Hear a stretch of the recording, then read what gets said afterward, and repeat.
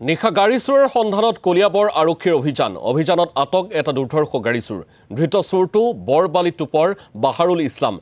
কলিয়াবৰ মিছাৰ পৰা এখন টাটা ডিআই বাহন চুৰি কৰিছিল বাহাৰুল ইছলাম সহ এটা চোৰৰ দলে চিচিটিভিত বন্দী হৈছিল AS02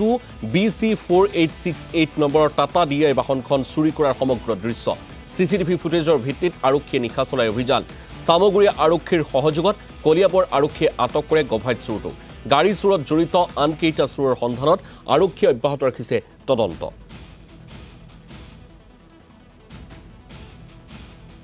ৰাতিপুৱা মোৰ গাড়ীখন চুৰি হোৱাত মই যেতিয়া আমাৰ CDSP ছাৰক জনালোঁ আমাৰ OC ছাৰক জনালোঁ আৰু আমাৰ লোকেল থানা লোকেল আউটপোষ্ট আপোনাৰ মিছাত জনোৱা হ'ল তাৰ পিছত তিনিজন গাড়ী চোৰ ফুটেজখিনি দিয়া হৈছিলে তিনিজন গাড়ী